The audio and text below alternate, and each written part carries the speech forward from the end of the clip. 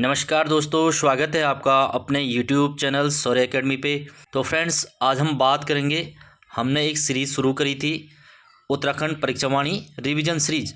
देखिए फ्रेंड, इस सीरीज़ के अंतर्गत हम उत्तराखंड परीक्षावाणी का जो 2025 में 16वां संस्करण लॉन्च हुआ है, उसके जो सिंगल लाइनर क्वेश्चन है उनको यहाँ पर पढ़ रहे थे। देखिए फ्रेंड, इससे संबंधित एक क्लास हमने पढ़ा ली थी और आज उसकी ये अगली क्लास है, जिसके अंतर्गत हम उत्तराखंड के राज्यपाल, मुख्यमंत्री और उत्तराखंड का जो ऐतिहासिक संक्षिप्त की है उसके बारे में यहाँ पर पढ़ते हुए चलेंगे। देखिए फ्रेंड, इससे पहले की क्लास जिसने नहीं देखी है प्लेलिस्ट में जाकर देख सकते हैं, और जिन्होंने अभी तक सब्सक्राइब नहीं किया है वो कर लीजिए।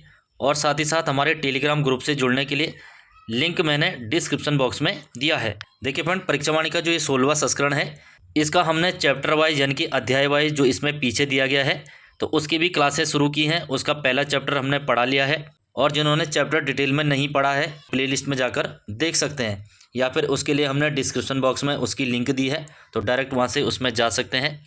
तो चलिए फ्रेंड्स, शुरू करते हैं। आज का इसमें पहला टॉपिक है उत्तराखंड के राज्यपाल, यानी कि उत्तराखंड में जितने राज्यपालों ने काम किया है उनके बारे में पढ़ते हुए चलेंगे। तो उत्तराखंड के राज्यपालों की अगर बात करें तो पहले राज्यपाल थे सुरजीत सिंह बरनाला जी, जिनका कार्यकाल 9 नवंबर 2000 से लेकर 7 जनवरी 2003 तक इनका कार्यकाल था। देखिए फ्रेंड, ये पहले राज्यपाल हैं, इनका कार्यकाल आपको याद रखना है क्योंकि यहाँ से क्वेश्चन बनता है, और पहले ये हुए हैं 9 नवंबर 2000 से लेकर 7 जनवरी 2003 तक। और जो दूसरे राज्यपाल थे वो सुदर्शन अग्रवाल जी थे।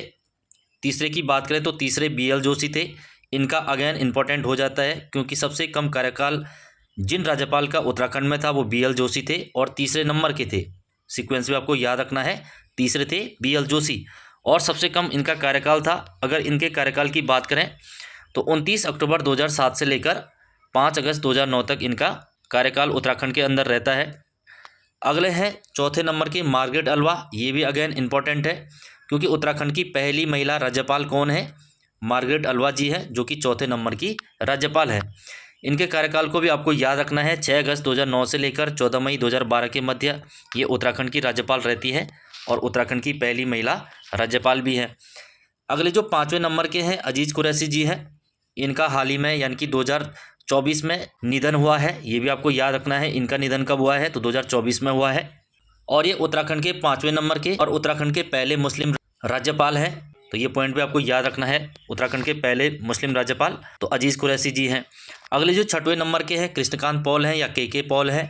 उसके बाद जो 7वें बनते हैं बेबी रानी मौर्य जी बनती हैं, जो कि उत्तराखंड की दूसरी महिला राज्यपाल है।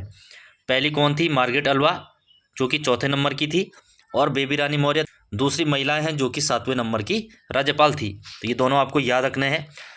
और जो 8वें नंबर के हैं यानी कि वर्तमान है वो लेफ्टिनेंट जनरल गुरमीत सिंह है, जिन्होंने कार्यभार संभाला था 15 सितंबर 2021 को, और अभी तक ये उत्तराखंड के राज्यपाल है। तो ये आपको याद रखने हैं उत्तराखंड के राज्यपाल। ठीक है फ्रेंड्स, जो हमने चैप्टर वाइज सीरीज चलाई है उसमें पहला टॉपिक था, उसमें हमने राज्यपाल, मुख्यमंत्री इनके बारे में बताया था कि राज्यपाल की नियुक्ति राष्ट्रपति कौन से आर्टिकल के तहत करता है, और राज्यपाल को जो पद है कौन से आर्टिकल में है। तो जिन्होंने वो टॉपिक नहीं देखा है प्लेलिस्ट में जाकर देख सकते हैं, या फिर डिस्क्रिप्शन बॉक्स में हमने लिंक दिया है, वहाँ से आप डायरेक्ट जा सकते हैं। अब हम पढ़ेंगे उत्तराखंड के मुख्यमंत्री, यानी कि उत्तराखंड में जितने भी मुख्यमंत्री हुए हैं। देखिए फ्रेंड, इसमें जो पहले मुख्यमंत्री हैं उत्तराखंड के नित्यानंद स्वामी जी हैं, और 9 नवंबर सन 2000 को ये उत्तराखंड के मुख्यमंत्री बनते हैं, और इनका जो कार्यकाल है 9 नवंबर 2000 से लेकर 29 अक्टूबर 2001 तक इनका कार्यकाल है। ये इंपॉर्टेंट हो जाता है क्योंकि ये उत्तराखंड के पहले मुख्यमंत्री थे, और इसीलिए कार्यकाल भी पूछता है 9 नवंबर 2000 से लेकर 29 अक्टूबर 2001 तक। देखिए फ्रेंड, उत्तराखंड का गठन 9 नवंबर सन 2000 को होता है, और उसी समय अंतरिम सरकार का गठन किया जाता है। अंतरिम सरकार क्या होती है इसके बारे में भी हमने पढ़ाया था। अंतरिम सरकार यानी कि बिना निर्वाचन हुए जो सरकार बनाई जाती है उसी को अंतरिम सरकार कहते हैं, यानी कि चुनाव नहीं हुए हैं, डायरेक्ट सरकार बन गई है। ऐसा क्यों हुआ है? क्योंकि 9 नवंबर सन 2000 को उत्तराखंड बना है और एकदम से चुनाव नहीं हो पाते हैं, जिस कारण उत्तराखंड के हिस्से में 30 विधायक आते हैं, और इन 30 विधायकों की सरकार बनती है। और उसके जो पहले मुख्यमंत्री थे नित्यानंद स्वामी, और यही क्या थे? उत्तराखंड के पहले अंतरिम मुख्यमंत्री थे। दूसरे अंतरिम की अगर बात करें तो भगत सिंह कोश्यारी जी थे। 30 अक्टूबर 2001 से लेकर 1 मार्च 2002 तक इनका कार्यकाल है, तो ये भी आपको याद रखना है। जो शुरुआत के 2 मुख्यमंत्री हैं नित्यानंद स्वामी और भगत सिंह कोश्यारी जी, तो ये अंतरिम मुख्यमंत्री हैं। जबकि निर्वाचित कौन है? तो तीसरे हैं नारायण दत्त तिवारी, तो ये प्रथम निर्वाचित मुख्यमंत्री है, यानी कि ये निर्वाचन के आधार पर मुख्यमंत्री बने थे। देखिए फ्रेंड, जो नरेंद्र तिवारी है, जैसे कि मैंने बताया ये निर्वाचित हैं। तो उत्तराखंड में निर्वाचन आयोग का गठन होता है 30 जुलाई 2001 को, 30 जुलाई 2001। और इसी निर्वाचन आयोग के बाद उत्तराखंड में पहली बार चुनाव होते हैं 14 फरवरी 2002 को। 14 फरवरी 2002 को कांग्रेस पार्टी जीतती है और कांग्रेस पार्टी के जो विधायक हैं नरेंद्र तिवारी, इन्हीं को पहला मुख्यमंत्री बनाया जाता है। और ये शपथ लेते हैं 1 मार्च 2002 को, और कब तक रहते हैं, 7 मार्च 2007 तक, 5 सालों तक ये मुख्यमंत्री रहते हैं। इनके बारे में आपको याद रखना है, पहले निर्वाचित कौन थे, तो तीसरे नंबर के नरेंद्र तिवारी जी थे। निर्वाचित में पहला हो जाएगा और क्रम में तीसरा है। अगले मुख्यमंत्री की अगर बात करें तो मेजर जनरल भुवनचंद खंडूड़ी जी थे, जो चौथे नंबर के थे। अगला है रमेश पोखरियाल निशंक, तो ये भी उत्तराखंड के मुख्यमंत्री रहते हैं 5वें नंबर के। 6वें नंबर के जो थे मेजर जनरल भुवनचंद खंडूड़ी, ये दूसरी बार बनते हैं। ये भी आपको याद रखना है, कौन सा मुख्यमंत्री 2 बार बना है, तो मेजर जनरल भुवनचंद खंडूड़ी। अगले जो 7वें नंबर के हैं विजय बहुगुणा जी बनते हैं। इसके बाद जो 8वें नंबर के बनते हैं वो हरीश रावत जी बनते हैं। और जो 9वें नंबर के थे त्रिवेंद्र सिंह रावत जी थे। और जो 10वें नंबर के, दसम यानी कि 10वें नंबर के तीरथ सिंह रावत थे। अगेन ये इंपॉर्टेंट हो जाते हैं क्योंकि उत्तराखंड में सबसे कम कार्यकाल जिनका था वो तीरथ सिंह रावत जी थे। उत्तराखंड के सबसे कम कार्यकाल वाले मुख्यमंत्री कौन है, तो तीरथ सिंह रावत जी है, जिनका कार्यकाल मात्र 116 दिन का था। ये भी आपको याद रखना है, कितने दिन का था, 115 से 16 दिन का था। तो इनका कार्यकाल आपको याद रखना है, 115-16 दिन का इनका कार्यकाल था। अगले जो मुख्यमंत्री हैं पुष्कर सिंह धामी जी बनते हैं, 11वें नंबर के बनते हैं। और इनका जो पहला कार्यकाल था 4 जुलाई 2021 से लेकर 22 मार्च 2022 तक। फिर से जब चुनाव होते हैं ये 12वें नंबर के भी मुख्यमंत्री बनते हैं पुष्कर सिंह धामी, जो वर्तमान में भी है। 23 मार्च 2022 से अब तक ये मुख्यमंत्री हैं। देखिए फ्रेंड, 2 चीज़ आपको ध्यान रखनी है। पहला पॉइंट तो 2 बार मुख्यमंत्री कौन बना है, तो भुवनचंद खंडूड़ी जी बने हैं। दूसरा पुष्कर सिंह धामी जी बने हैं। एक पॉइंट तो ये याद रखना है। और दूसरा जो पॉइंट आपको याद रखना है, उत्तराखंड के मुख्यमंत्री जो पुष्कर सिंह धामी है तो कौन से नंबर के हैं, तो 12वें नंबर के हैं। और उत्तराखंड में टोटल कितने मुख्यमंत्री हुए हैं, तो 10 मुख्यमंत्री हुए हैं। 10 क्यों, क्योंकि पुष्कर सिंह धामी जी 2 बार बने हैं और जो भुवनचंद खंडूड़ी जी हैं वो भी 2 बार बने हैं। तो व्यक्ति कितने हैं, 10 हैं, जबकि क्रम कौन सा है, 12वां है। तो ये पॉइंट आपको याद रखना है।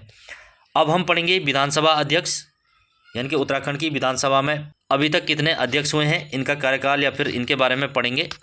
सबसे पहले जो अंतरिम सरकार में, अंतरिम जैसे कि मैंने बताया बिना निर्वाचन की जो सरकार बनी थी, तो अंतरिम सरकार में प्रकाश पंत जी विधानसभा के पहले अध्यक्ष बनते हैं। इनका कार्यकाल 2000 से लेकर 2002 के मध्य था। बाद में जब निर्वाचन होता है तो निर्वाचित सरकार में पहले विधानसभा अध्यक्ष कौन थे, तो यशपाल आर्य जी थे, जो कांग्रेस पार्टी के थे। तो आपको याद रखना है उत्तराखंड के पहले विधानसभा अध्यक्ष कौन थे, तो प्रकाश पंत थे। निर्वाचित सरकार के कौन थे, तो यशपाल आर्य थे। तो यशपाल आर्य का क्रम दूसरा है और निर्वाचित सरकार में पहला है। दूसरे की बात करें तो दूसरे हरवंश कपूर जी थे, जो भाजपा पार्टी से थे, 2007 से लेकर 12 के मध्य रहते हैं। तीसरे जो विधानसभा अध्यक्ष थे गोविंद सिंह कुंजवाल जी थे, यानी कि निर्वाचित सरकार में तीसरे और टोटल क्रम में चौथे थे। इनके बाद जो विधानसभा अध्यक्ष बनते हैं प्रेमचंद अग्रवाल जी बनते हैं, 2017 से 22 तक ये रहते हैं। इसके बाद जो 5वें और वर्तमान हैं, यानी कि क्रम में 6वें हैं और निर्वाचित सरकार में 5वें हैं, रितु खंडूड़ी जी हैं। और उत्तराखंड की ये पहली महिला विधानसभा अध्यक्ष हैं, जो कि भुवनचंद खंडूड़ी जी की पुत्री हैं और 2022 से ये अब तक विधानसभा अध्यक्ष हैं। तो इनके बारे में आपको याद रखना है। उत्तराखंड की पहली महिला विधानसभा अध्यक्ष कौन है, तो रितु खंडूड़ी जी हैं, जो कोटद्वार विधानसभा सीट से जीती थी और पहली महिला भी है। इनका कार्यकाल 2022 से अब तक जो चल रहा है इन्हीं का कार्यकाल है। तो फ्रेंड्स, ये थे इसमें मुख्यमंत्री, विधानसभा अध्यक्ष, राज्यपाल, ये आपको याद रखने हैं। इनके बारे में क्वेश्चन बनते हैं। अब हम इसमें पढ़ेंगे उत्तराखंड में जो भी विभाग हैं उनके पहले अध्यक्ष या उपाध्यक्ष और वर्तमान अध्यक्ष और उपाध्यक्ष। सबसे पहला पॉइंट है प्रथम विधानसभा उपाध्यक्ष कौन थे, तो प्रथम विधानसभा उपाध्यक्ष विजय बर्तवाल थे, जिनका कार्यकाल मार्च 2007 से लेकर 2012 तक था। उपाध्यक्ष की बात हो रही है। अध्यक्ष तो जैसे कि हमने पढ़ा है अंतरिम सरकार में प्रकाश पंत थे और निर्वाचित सरकार में यशपाल आर्य जी थे। अगला है प्रथम मुख्य न्यायाधीश उत्तराखंड हाईकोर्ट। तो उत्तराखंड हाईकोर्ट के प्रथम मुख्य न्यायाधीश ए देसाई थे, अशोक अभेंद्र देसाई, जिनका कार्यकाल 9 नवंबर 2000 से लेकर 5 दिसंबर 2000 तक था। अगर वर्तमान मुख्य न्यायाधीश की बात करें तो वर्तमान जो मुख्य न्यायाधीश हैं 14वें नंबर के हैं, न्यायमूर्ति घोनाथन नरेंद्र जी हैं, जो 2025 में बने हैं। देखिए फ्रेंड, अगर इनकी बात करें इन्होंने किसका स्थान लिया है, तो इन्होंने रितु बहारी जी का स्थान लिया है। रितु बहारी इनका स्थान लिया है। गौनाथन नरेंद्र जी ने, जो कि 14वें हैं, और रितु बहारी 13वें नंबर की उत्तराखंड हाईकोर्ट की मुख्य न्यायाधीश थी। अगला है प्रथम महाधिवक्ता अंतरिम सरकार में। देखिए फ्रेंड, महाधिवक्ता की अगर बात करें तो ये एलपी नेतानी थे। महाधिवक्ता क्या होता है, इसके बारे में मैंने चैप्टर में पढ़ाया था कि राज्य सरकार का जो कानूनी सलाहकार होता है या फिर राज्य का सबसे बड़ा विधि अधिकारी होता है, कानून अधिकारी होता है, वो कौन होता है, महाधिवक्ता होता है, या फिर इसको एडवोकेट जनरल के नाम से जाना जाता है। और ये आर्टिकल 165 में है, ये भी आपको याद रखना है। 165 में महाधिवक्ता की नियुक्ति राज्यपाल करते हैं। नेक्स्ट है प्रथम महाधिवक्ता यानी कि निर्वाचित सरकार में महाधिवक्ता कौन थे, तो मेहरबान सिंह नेगी जी थे। वर्तमान महाधिवक्ता की अगर बात करें तो सूर्य नारायण बाबुलकर जी हैं, जो मार्च 2017 से अब तक हैं। राज्य का सबसे बड़ा कानूनी सलाहकार महाधिवक्ता होता है, जैसे देश में महान्यायवादी होता है ना, अटॉर्नी जनरल जिसको कहते हैं, आर्टिकल 76 में, ये भी याद रखना है। अगला है प्रथम अध्यक्ष राज्य विधि आयोग। राज्य कानून आयोग के पहले अध्यक्ष थे न्यायमूर्ति धर्मवीर शर्मा। तो ये कब बने थे, अप्रैल 2011 में, यानी कि राज्य विधि आयोग का गठन कब हुआ था, 2011 में हुआ था, तभी ये बने थे। अगला है वर्तमान अध्यक्ष राज्य विधि आयोग। तो वर्तमान की बात करें तो न्यायमूर्ति राजेश टंडन जी हैं, जो 15 जनवरी 2018 से अब तक हैं। नेक्स्ट पॉइंट है प्रथम अध्यक्ष राज्य वित्त आयोग। देखिए फ्रेंड, राज्य वित्त आयोग का गठन कब होता है, तो 2001 में होता है, और तब कौन बने थे, आर के धर। अगला पॉइंट है वर्तमान 5वें अध्यक्ष राज्य वित्त आयोग, यानी कि राज्य वित्त आयोग के जो 5वें अध्यक्ष वो कौन है, तो इंदु कुमार पांडे जी हैं।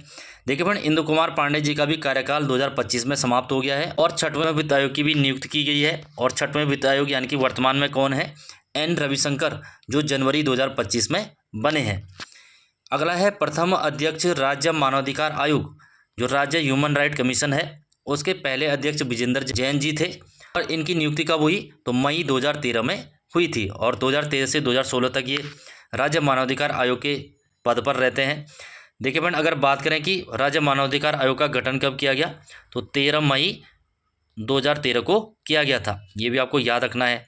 पहली बार गठन कब किया गया, तो तब आंसर आएगा 2011 में, जब विजेंद्र जैन अध्यक्ष बनाए गए, तब 13 मई 2013 को बनाए गए। तो पहली बार 2011, अदरवाइज 13 मई 2013, दोनों डेट आपको याद रखनी है। नेक्स्ट है वर्तमान अध्यक्ष राज्य मानवाधिकार आयोग। तो वर्तमान में कौन है, न्यायमूर्ति विजय कुमार बिष्ट जी हैं, राज्य मानवाधिकार आयोग के अध्यक्ष। नेक्स्ट है प्रथम अध्यक्ष राज्य महिला आयोग। देखिए फ्रेंड, राज्य महिला आयोग की बात करें तो 2006 में राज्य महिला आयोग का गठन किया जाता है। अधिनियम 2005 का है, अधिनियम पूछेगा तो 2005 जो एक्ट आया था 2005 में आया था। और पहली महिला आयोग की अध्यक्ष कौन थी, डॉक्टर संतोष चौहान जी थी, या श्रीमती संतोष चौहान जी थी। वर्तमान में कौन है, तो वर्तमान में महिला आयोग के अध्यक्ष हैं कुसुम कंडवाल, जो 2022 से अब तक हैं, ये भी आपको याद रखना है, इंपॉर्टेंट क्वेश्चन है। नेक्स्ट है प्रथम अध्यक्ष राज्य बाल अधिकार संरक्षण आयोग। तो इसके अजय सेतिया जी हैं प्रथम अध्यक्ष राज्य बाल अधिकार संरक्षण आयोग। देखिए फ्रेंड, इनकी स्थापना के बारे में मैंने इससे पिछली क्लास में पढ़ाया है, तो उसमें जाकर आप देख सकते हैं, लिंक मैंने डिस्क्रिप्शन बॉक्स में दिया है, वहाँ से आप डायरेक्ट जा सकते हैं। अगला है वर्तमान अध्यक्ष राज्य बाल अधिकार संरक्षण आयोग। तो डॉक्टर गीता खन्ना है, जनवरी 2022 से अब तक। नेक्स्ट है वर्तमान अध्यक्ष राज्य ओबीसी आयोग। तो ओबीसी आयोग के वर्तमान अध्यक्ष श्री संजय नेगी हैं, ये कार्यवाहक है, यानी कि अध्यक्ष न होने के कारण इनको कार्यवाहक बनाया गया, संजय नेगी को। नेक्स्ट है वर्तमान अध्यक्ष राज्य एससी आयोग, जो शेड्यूल कास्ट है उनके लिए, यानी कि अनुसूचित जाति आयोग। तो इसके मुकेश कुमार जी हैं, फरवरी 2021 से अब तक। नेक्स्ट है वर्तमान अध्यक्ष राज्य एसटी आयोग, यानी कि अनुसूचित जनजाति आयोग, जो शेड्यूल ट्राइब है, इसके अध्यक्ष हैं लीलावती राणा जी, ये भी कार्यवाहक है। तो प्रथम अध्यक्ष राज्य लोक सेवा आयोग। राज्य लोक सेवा आयोग के प्रथम अध्यक्ष एनपी नवानी जी थे। देखिए फ्रेंड, लोक सेवा आयोग का गठन होता है 15 मई 2001 को। तो 15 मई 2001 को इनको अध्यक्ष बनाया जाता है, और 14 अगस्त 2001 तक इस पद पर ये रहते हैं। अगला है वर्तमान अध्यक्ष राज्य लोक सेवा आयोग, जो यूकेपीएससी है, उत्तराखंड पब्लिक सर्विस कमीशन। तो इसके वर्तमान अध्यक्ष हैं डॉक्टर रविदत्त गोदियाल, ये भी इंपॉर्टेंट क्वेश्चन है, रविदत्त गोदियाल। अगले है प्रथम अध्यक्ष अधीनस्थ सेवा चयन आयोग, यानी कि UKSSC, जिसकी आप लोग तैयारी कर रहे हैं, इसके बारे में पता होना चाहिए। इसके जो प्रथम अध्यक्ष थे डॉक्टर RBS रावत जी थे, जो 26 सितंबर 2014 से लेकर 21 सितंबर 2016 तक रहे थे। देखिए फ्रेंड, UKSSC की स्थापना की अगर बात करें तो 17 सितंबर 2014 को इसकी स्थापना होती है। कहीं कहीं इसकी डेट 26 सितंबर भी लिखा होगा, बट आपको 17 सितंबर याद रखना है, ये नहीं होगा तो फिर 26 सितंबर आंसर होगा। वर्तमान में UKSSC के यानी कि अधीनस्थ सेवा चयन आयोग के अध्यक्ष कौन है? तो वर्तमान में पूर्व IPS अधिकारी गणेश सिंह मर्तोलिया जी हैं, जो अक्टूबर 2022 में UKSSC के अध्यक्ष बने थे। प्रथम लोकायुक्त, तो राज्य के पहले लोकायुक्त कौन थे? तो न्यायमूर्ति SH रज्जा, ये भी आपको याद रखना है। अक्टूबर 2002 से लेकर 2008 तक ये रहे थे।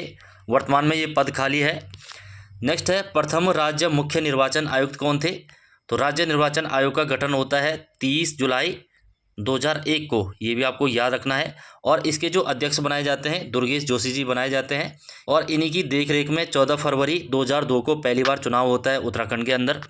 नेक्स्ट है, वर्तमान राज्य मुख्य निर्वाचन आयुक्त, तो वर्तमान में जो मुख्य निर्वाचन आयुक्त हैं वो कौन है? सुशील कुमार जी हैं, जो कि 7वें नंबर के हैं। 19 अगस्त 2024 को इन्होंने कार्यभार संभाला था। देखिए फ्रेंड, ये क्वेश्चन इंपॉर्टेंट है क्योंकि आजकल जो पंचायत चुनाव है इनका प्रचार प्रसार चल रहा है, पंचायत चुनाव होने वाले हैं, और आपका जो पुलिस का एग्ज़ाम है या फिर BDO BPDO का एग्ज़ाम है, आने वाले जो भी एग्ज़ाम है वहाँ पर ये क्वेश्चन बन सकता है। तो मुख्य निर्वाचन आयुक्त कौन है? सुशील कुमार है। याद रखना इन्होंने किसका स्थान लिया था? तो चंद्रशेखर भट्ट जी का स्थान लिया था।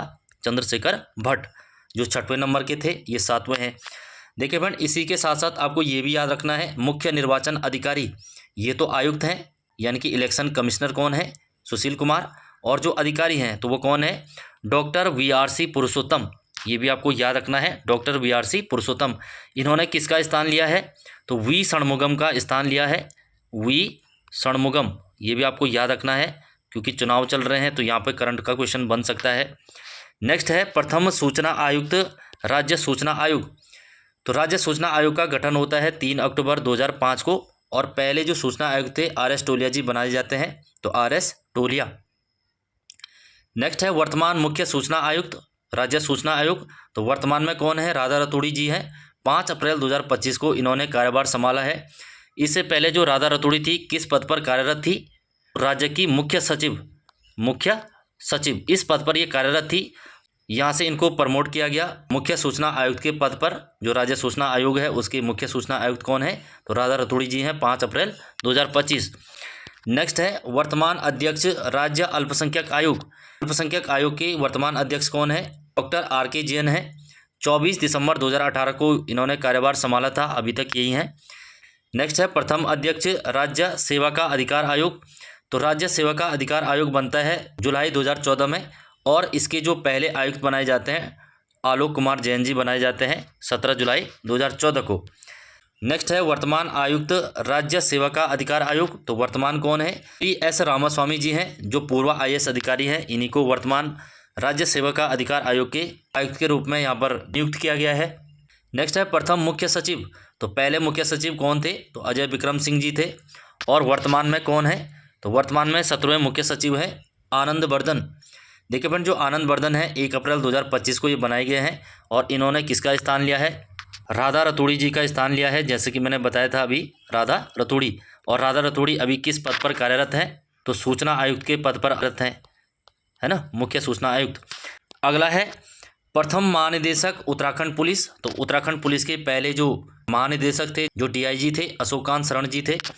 और वर्तमान की अगर बात करें तो वर्तमान में जो पुलिस महानिदेशक हैं वो दीपम सेठ जी हैं, जो 30 नवंबर 2024 को इस पद पर नियुक्त किए गए थे, ये भी आपको याद रखना है। अगर इनकी बात करें इन्होंने किसका स्थान लिया, तो अभिनव कुमार का इन्होंने स्थान लिया है, अभिनव कुमार। इससे पहले ये थे, अब कौन बने हैं? दीपम सेठ जी बने हैं। तो फ्रेंड्स, ये थे उत्तराखंड के जो आयोग हैं उनके अध्यक्ष। अब हम बात करेंगे उत्तराखंड का इतिहास के बारे में, जो संक्षिप्त में दिया गया है उसके बारे में यहाँ पर पढ़ते हुए चलेंगे। देखिए फ्रेंड, उत्तराखंड के इतिहास में आगे बढ़ने से पहले आपको 2-3 पॉइंट जानने हैं, तब जाके आपको ये चीज़ समझ आएगी कि निम्न पुरापाषाण काल, मध्य पुरापाषाण क्या होता है, प्रागैतिहासिक क्या होता है, इसके बारे में आपको पहले जानना है। पहला पॉइंट आपको याद रखना है, उत्तराखंड के इतिहास को 3 भागों में बांटा गया है। सबसे पहला है प्रागैतिहासिक काल। कौन सा काल? तो प्रागैतिहासिक। दूसरा है आद्य ऐतिहासिक काल, और तीसरा है ऐतिहासिक काल, ऐतिहासिक। देखिए फ्रेंड, जो प्रागैतिहासिक काल है वो किसे कहते हैं? धरती पर मानव आया, और वो पूर्णतः पत्थरों पर निर्भर था। पत्थरों पर निर्भर यानी कि पत्थर की गुफाओं में रहता था, पत्थर से आग जलाता था, या फिर शिकार करने के लिए पत्थर से बने जो हथियार होते थे उनका प्रयोग करता था, और पढ़ा लिखा नहीं था। तो उस समय को किस में रखा गया है? प्रागैतिहासिक काल में। यानी कि जो प्रागैतिहासिक काल है या प्री हिस्टोरिक एरा है, वो कहते किसे हैं? तो मानव इतिहास का ऐसा काल जिसका कोई लिखित विवरण नहीं है, यानी कि उनको लिखने पढ़ने का ज्ञान नहीं था, जिसका कोई लिखित विवरण नहीं है, और उनका अध्ययन हम केवल उनके द्वारा बनाए गए चित्रों या फिर उनके जो उपकरण मिले हैं तो उनके आधार पर करते हैं। क्योंकि जगह जगह से गुफाओं में चित्र मिले हैं, उनके हथियार मिले हैं या उपकरण मिले हैं, तो ये सारे किस में आते हैं? प्रागैतिहासिक काल में। दूसरा आता है आद्य ऐतिहासिक काल। आद्य ऐतिहासिक काल किसे कहते हैं? ऐसा काल जिसकी लिखित जानकारी तो है परंतु वो लिखावट अभी तक पढ़ी नहीं जा सकी है, तो वो किस में आता है? आद्य ऐतिहासिक या प्रोटो हिस्टोरिक। नंबर 3 आता है ऐतिहासिक काल। ऐतिहासिक काल किसे कहते हैं? मानव इतिहास का ऐसा काल या मानव इतिहास का ऐसा समय जिसकी लिखित जानकारी भी है और उसको पढ़ा भी जा सकता है। और ऐतिहासिक काल को भी 3 भागों में बांटा गया है, प्राचीन, मध्य और आधुनिक। तो प्राचीन उत्तराखंड, मध्यकालीन उत्तराखंड और आधुनिक उत्तराखंड, ये तो लास्ट में आएगा। तो सबसे पहले इसमें पढ़ेंगे प्रागैतिहासिक काल यानी कि प्री हिस्टोरिक एरा। इस प्रागैतिहासिक को भी 3 भागों में बांटा गया है, पुरापाषाण काल, मध्य पाषाण काल और उच्च पाषाण काल। इस पुरापाषाण काल को निम्न पुरापाषाण काल के नाम से भी जाना जाता है। केवल पाषाण का अर्थ होता है पत्थर। जब पत्थर युग था, इंसान पूरी तरह पत्थरों पर निर्भर था, उसी को प्रागैतिहासिक काल में रखा गया है। तो उसको 3 भागों में बांटा गया है, निम्न या पुरापाषाण काल, मध्य पाषाण काल और उच्च पुरापाषाण काल। तो सबसे पुराना कौन सा है? तो निम्न है। तो अब इसको आगे पढ़ेंगे। यमुना तट यानी कि कालसी, अलकनंदा तट यानी कि श्रीनगर और खुटानी नाला, इसी के साथ साथ पश्चिमी रामगंगा घाटी से कौन से उपकरण मिले हैं या कौन से साक्ष्य मिले हैं? निम्न पुरापाषाण कालीन साक्ष्य। यानी कि पाषाण काल में भी कौन सा? सबसे निचला वाला, जब इंसान नया नया पैदा हुआ था या फिर नया नया धरती पर आया था, तो उसने जो उपकरण बनाए हैं या फिर जो चित्रकारी जो भी दिखाया है, तो वो साक्ष्य कहाँ से मिले हैं? कालसी से मिले हैं, श्रीनगर से मिले हैं, खुटानी नाला जो कि नैनीताल में है, और रामगंगा घाटी अल्मोड़ा से प्राप्त हुए हैं। अगला है अलकनंदा तट यानी कि जो श्रीनगर शहर है, क्या मिला है? तो मध्य पुरापाषाण कालीन जो साक्ष्य मिले हैं। अगला है जसकोट। जसकोट उधम सिंह नगर में है, वहाँ से क्या मिला है? तो मध्य पाषाण कालीन उपकरण प्राप्त हुए हैं। नेक्स्ट है राज्य में सर्वप्रथम डॉक्टर MP जोशी द्वारा लाखू शैलाश्रय की खोज कब की गई? शैलाश्रय में शैल का अर्थ होता है पत्थर, आश्रय यानी कि उसके नीचे रहना, यानी कि जो गुफा होती है जहाँ पर रहते थे, तो उसकी खोज कब हुई है? तो 1968 में MP जोशी ने की है, अल्मोड़ा से सुयाल नदी के तट पर है। अगला है लाखो गुफा, लुएथा, फड़कानौली, फलसीमा, पेटसाल आदि शैलाश्रय कहाँ स्थित हैं? तो अल्मोड़ा जिले में है, सुयाल नदी के तट पर स्थित है। नेक्स्ट है यमुना घाटी यानी कि उत्तरकाशी का वह स्थान जहाँ से नीले रंग के शैलचित्र प्राप्त हुए, तो वो हुडली है। हुडली से नीले रंग के शैलचित्र प्राप्त हुए। शैलचित्र यानी कि शिलाओं पर बनाए गए चित्र, जो पत्थर होते हैं या गुफाओं में बनाए गए चित्र हैं, तो वो नीले रंग के हैं। कहाँ से प्राप्त हुए हैं? तो हुडली से प्राप्त हुए हैं। हुडली जो कि उत्तरकाशी में स्थित है। नेक्स्ट है ग्वारखा गुफा, किमनी गाँव आदि जो शैलाश्रय हैं, ये चमोली से प्राप्त हुए हैं। देखिए बहन, जो ग्वारखा गुफा है इसको गोरखा कालीन भी माना जाता है। जो गोरखे आए थे उस समय गोरखों ने यहाँ पर अपने कैंप लगाए थे, उनके जो सैनिक थे वो यहाँ पर रहे थे, उस समय का भी इसको माना जाता है, इसलिए इसका नाम गोरखा गुफा या ग्वारखा गुफा है, जो कि चमोली जनपद में स्थित है। नेक्स्ट है फलसीमा जो अल्मोड़ा में है से प्राप्त हुए हैं। यहाँ से मानव के योग मुद्रा और नृत्य मुद्रा में चित्र प्राप्त हुए हैं। नेक्स्ट है नौलाग्राम जो कि अल्मोड़ा में है, मेनहिर अल्मोड़ा, नौगांव अल्मोड़ा, मुनिया की ढाई ये भी अल्मोड़ा में है, देवीधुरा, चंपावत, गोपेश्वर चमोली, मलारी चमोली, पश्चिमी नयार घाटी जो कि पौड़ी में है, एवं जसकोट जो कि उधम सिंह नगर में है। यहाँ से क्या मिले हैं? तो महापाषाणकालीन साक्ष्य मिले हैं, यानी कि जो प्रागैतिहासिक युग के साक्ष्य थे वो कहाँ से प्राप्त हुए हैं? तो इन सारे स्थानों से प्राप्त हुए हैं। पाषाण का अर्थ पत्थर होता है। नेक्स्ट है बनकोट जो कि पिथौरागढ़ में है, नैनी पाताल पिथौरागढ़ में है, भादराबाद यानी कि हरिद्वार से, एवं चमोली और अल्मोड़ा आदि स्थानों से मिले हैं। तो धातुकालीन साक्ष्य मिले हैं। धातुकालीन यानी कि तब इंसानों को धातु का ज्ञान हो गया था, यानी कि धातु के जो उपकरण मिले हैं वो इन स्थानों से प्राप्त हुए हैं। अगला है किन किन स्थानों से क्रमशः 8 और 5 ताम्र मानव आकृतियाँ प्राप्त हुई हैं? तो 8 तो हुई हैं बनकोट पिथौरागढ़ से और नैनी पाताल से हुई है 5 ताम्र मानव आकृतियाँ। नैनी पाताल की अगर बात करें तो 1999 में नैनी पाताल से 5 तांबे की मानव आकृतियाँ मिली हैं। और बनकोट की बात करें तो बनकोट से 1989 में 5 ताम्र मानव आकृतियाँ मिली हैं। ये दोनों आपको याद रखना है और दोनों पिथौरागढ़ में है। नेक्स्ट है, किस पुरास्थल से लौह उपकरण यानी कि लोहे के जो उपकरण बनाए गए थे, कांसे का कटोरा, मानव कंकाल एवं सोने का मुखौटा प्राप्त हुआ है? तो ये मलारी जो कि चमोली में है। और मलारी किस नदी के किनारे है? तो पश्चिमी धौली गंगा नदी के किनारे है। ये भी आपको याद रखना है, पश्चिमी धौली गंगा। नेक्स्ट है, उत्तराखंड के आद्य इतिहास के प्रमुख स्रोत हैं। आद्य इतिहास को जानने के लिए उत्तराखंड के प्रमुख स्रोत हैं पौराणिक ग्रंथ यानी कि पुराणों में इनका उल्लेख किया गया है। नेक्स्ट है, वेद व्यास जी ने 6 लाख संहिताओं की रचना की थी। तो बद्रिकाश्रम में। बद्रिकाश्रम कहाँ है? तो बद्रीनाथ में है, उसी को बद्रिकाश्रम कहा गया है। और जो महर्षि द्वैपायन वेद व्यास जी थे उन्होंने 6 लाख संहिता यानी कि जो मंत्र होते हैं उनकी रचना कहाँ पर की है? तो बद्रीनाथ में की है। नेक्स्ट है, उत्तराखंड के गढ़वाल क्षेत्र का प्रथम उल्लेख किस धार्मिक ग्रंथ में मिलता है? तो ऋग्वेद में मिलता है। उत्तराखंड का सर्वप्रथम उल्लेख तो ऋग्वेद में मिलता है। अगर वेदों की बात करें तो वेदों में गढ़वाल क्षेत्र के लिए क्या कहा गया है, यानी कि ऋग्वेद में क्या कहा गया है? हेमवत देवभूमि मनीषियों की पूर्ण भूमि। ये किस में कहा गया है? वेदों में कहा गया है। वेद में भी कौन सा? ऋग्वेद में कहा गया है, क्योंकि उत्तराखंड का सर्वप्रथम उल्लेख ऋग्वेद में ही मिलता है। नेक्स्ट है, किस ग्रंथ में गढ़वाल के लिए उत्तर कुरु शब्द का प्रयोग हुआ है? तो गढ़वाल के लिए उत्तर कुरु शब्द का प्रयोग ऐतरेय ब्राह्मण ग्रंथ में हुआ है। नेक्स्ट पॉइंट है, स्कंद पुराण में उत्तराखंड क्षेत्र की सर्वाधिक चर्चा है। इसमें इस क्षेत्र को क्या नाम दिया गया है? तो स्कंद पुराण की बात करें तो इसको 2 भागों में बांटा गया है। तो मानसखंड कुमाऊं के लिए, केदारखंड गढ़वाल के लिए। ये भी आपको याद रखना है। देखिए फ्रेंड, सिंपल ये भी क्वेश्चन आ सकता है, पुराणों में कुमाऊं के लिए क्या कहा गया है और गढ़वाल के लिए क्या कहा गया है। यहाँ पर कंफ्यूज नहीं होना है। पुराणों का अर्थ है स्कंद पुराण, क्योंकि ये भी पुरानी है, इसी में उत्तराखंड का उल्लेख है। तो कुमाऊं के लिए मानसखंड, गढ़वाल के लिए केदारखंड। नेक्स्ट पॉइंट है, हरिद्वार यानी कि जिसका नाम माया क्षेत्र था, से श्वेत पर्वत जो हिमालय है तक के विस्तृत क्षेत्र को स्कंद पुराण में क्या कहा गया है? तो केदारखंड यानी कि गढ़वाल क्षेत्र कहा गया है। तो केदारखंड का विस्तार कहाँ से कहाँ तक है या गढ़वाल का विस्तार कहाँ से कहाँ तक है? तो हरिद्वार में जो माया क्षेत्र है यानी कि हरिद्वार से लेकर श्वेत हिमालय है, यहाँ पर नंदा देवी के बारे में उल्लेख हुआ है। तो श्वेत हिमालय नंदा देवी को कहा गया है। तो हरिद्वार से लेकर नंदा देवी तक कौन सा क्षेत्र है? तो केदारखंड है यानी गढ़वाल क्षेत्र है। और स्कंद पुराण में नंदा देवी पर्वत से लेकर कालगिरी पर्वत तक कौन सा क्षेत्र बताया गया है? तो मानसखंड बताया गया है। तो मानसखंड हो जाएगा।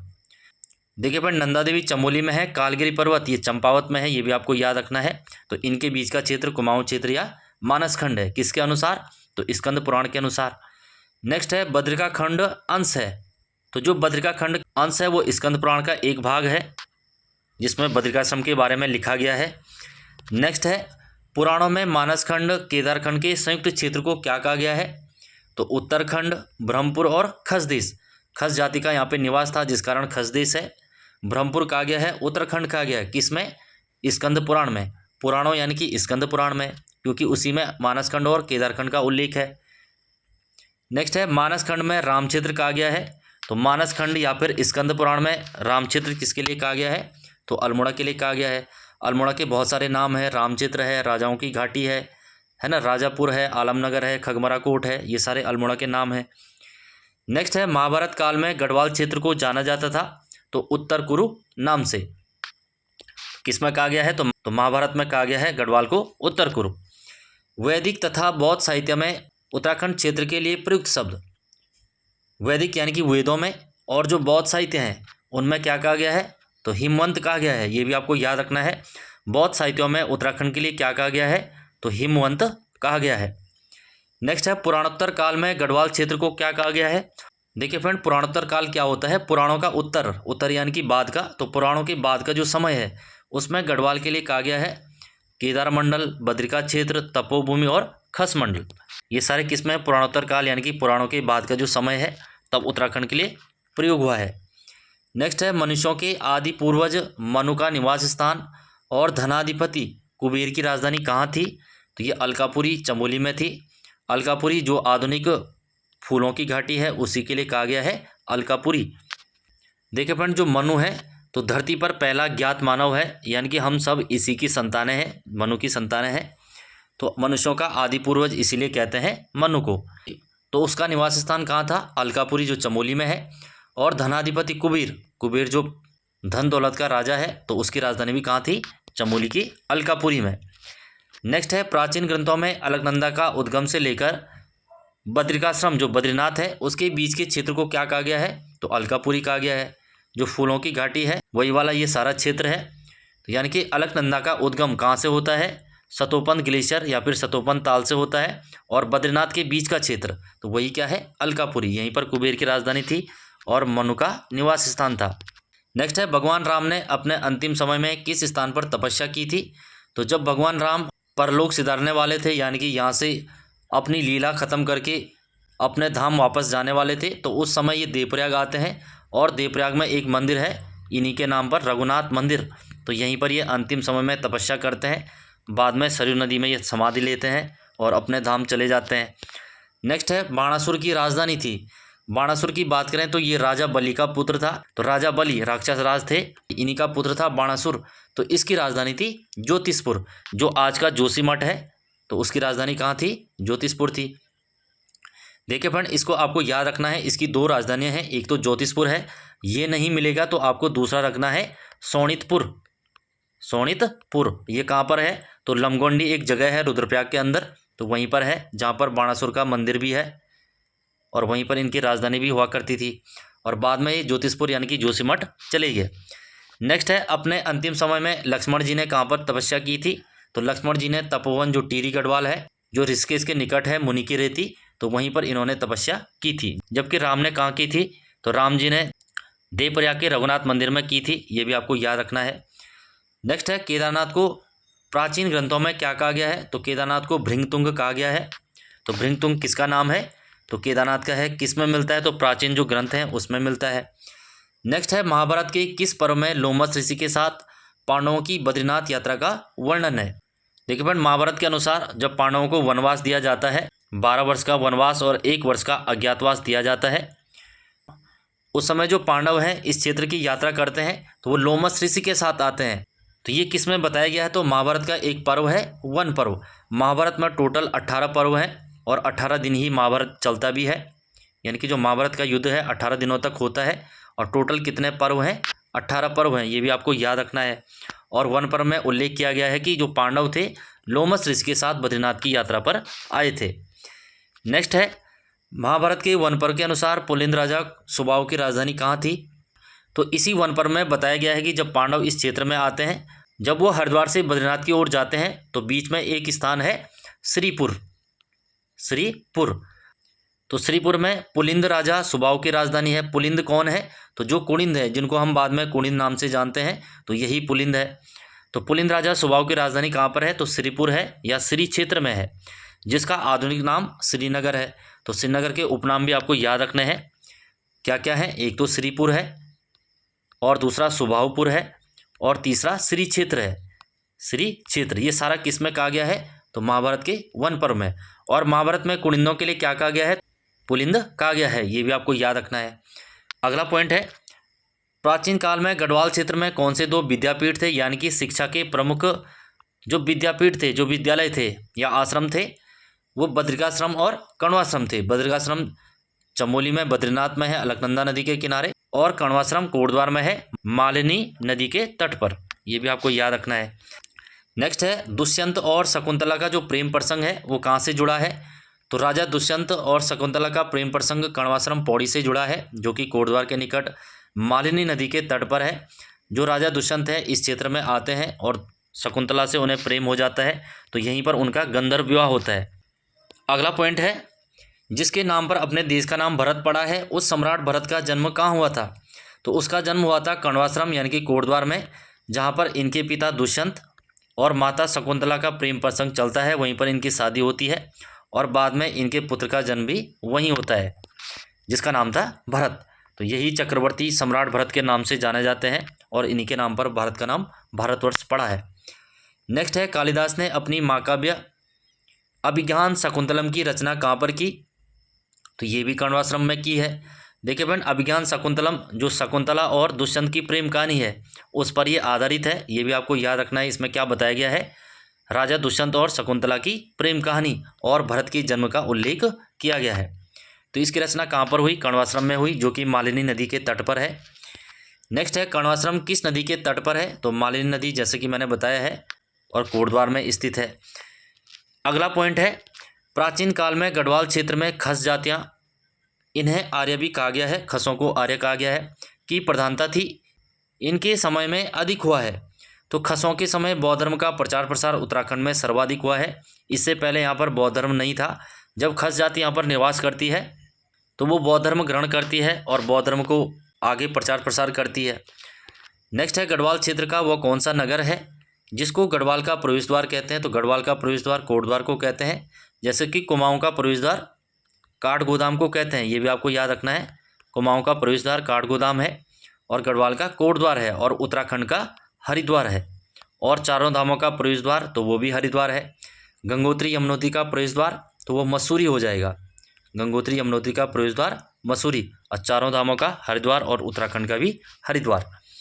नेक्स्ट है, पौराणिक काल में वर्तमान कुमाऊँ क्षेत्र को कहा जाता था, तो पौराणिक काल यानी कि पुराणों में, और पुराणों में भी कौन सा है, स्कंद पुराण, तो उसमें मानसखंड कहा गया है। जैसे कि गढ़वाल को केदारखंड कहा गया है। नेक्स्ट है, पौराणिक काल के बाद कुमाऊँ क्षेत्र के लिए प्रयुक्त नाम है। जब पुराणों के बाद का समय आया है तब कुमाऊँ के लिए कुर्मांचल, कुर्मप्रस्थ, कुर्मपृष्ठ, कुर्मगिरी और कुमाऊँगढ़ का प्रयोग हुआ है। कुमाऊँगढ़ का प्रयोग पृथ्वीराज रासो में किया गया है। पृथ्वीराज रासो, देखिए अपन ये इंपॉर्टेंट क्वेश्चन है, पृथ्वीराज रासो में कुमाऊँ के लिए कौन सा शब्द प्रयोग हुआ है, तो कुमाऊँगढ़ जो पृथ्वीराज चौहान थे तो उन्हीं के ऊपर ये लिखी गई है, चंद्रबरदाई ने लिखी है, पृथ्वीराज रासो। नेक्स्ट है, कुमाऊँ क्षेत्र का सर्वाधिक उल्लेख किस पुराण में है, तो स्कंद पुराण में है, क्योंकि गढ़वाल और कुमाऊँ का सबसे ज़्यादा उल्लेख इसी में है। अगला पॉइंट है, किस ग्रंथ में इस क्षेत्र में किरात, किन्नर, यक्ष, तंगव, कुलिंद, खस आदि जातियों के निवास का उल्लेख है, तो महाभारत में ये सारा बताया गया है कि जब पांडव उत्तराखंड की यात्रा करते हैं, बद्रीनाथ हरिद्वार की यात्रा करते हैं, तो उस समय यहाँ पर किरात जाति है, किन्नर जाति है, यक्ष, तंगव, कुलिंद या पुलिंद, ये सारी जातियाँ हैं। ये किस में बताया गया है, तो महाभारत में बताया गया है। नेक्स्ट पॉइंट है, किस पुराण में कुमाऊँ क्षेत्र में किरात, किन्नर, यक्ष, गंधर्व, विद्याधर, नाग आदि जातियों के निवास का उल्लेख है, तो ये ब्रह्म और वायुपुराण में है। देखिए फ्रेंड, जो ब्रह्म और वायुपुराण है इसमें केवल उत्तराखंड में जो निवास करने वाली जातियां हैं उनके बारे में बताया गया है, ब्रह्म और वायुपुराण। बाकी सब कुछ उल्लेख किया गया है स्कंद पुराण में। अगला पॉइंट है, अल्मोड़ा की जाखन देवी मंदिर से किसके निवास की पुष्टि होती है, तो जाखन देवी मंदिर अल्मोड़ा में है, जहाँ से यक्षों के निवास की पुष्टि होती है। यानी कि उत्तराखंड में जो यक्ष जाति निवास करती थी उनके द्वारा ये मंदिर बनवाया गया और उनके साक्ष्य यहाँ पर मिले हैं, जिससे पता चलता है उत्तराखंड में यक्ष जाति का भी निवास था। नेक्स्ट है, कुमाऊँ क्षेत्र में स्थित अनेक नाग मंदिरों की पुष्टि होती है, तो नागों के निवास की। देखिए भाई, नागों ने उत्तराखंड में बहुत सारे मंदिर बनाए हैं, जैसे कि पिथौरागढ़ का बेरी नाग है, धौल नाग है, बी नाग है ना। पलेटी का सूर्य मंदिर है, यहाँ से भी नागों के निवास की पुष्टि होती है। टिहरी में सेमुखेम है, तो ये सारे नागों के निवास की पुष्टि होती है। नेक्स्ट है, सबसे प्रसिद्ध नाग मंदिर बी नाग और बेरी नाग कहाँ पर स्थित है, तो पिथौरागढ़ में स्थित है। कुमाऊँ क्षेत्र में बौद्ध धर्म का प्रचार प्रसार हुआ, तो खसों के समय, जैसे कि मैंने बताया है, खस जाति का यहाँ पर जब निवास होता है ये बौद्ध धर्म को ग्रहण करते हैं और बौद्ध धर्म का प्रचार प्रसार करते हैं। तो फ्रेंड्स, ये थे इसमें प्रागैतिहासिक काल और आद्य ऐतिहासिक काल से संबंधित जो साक्ष्य मिले हैं।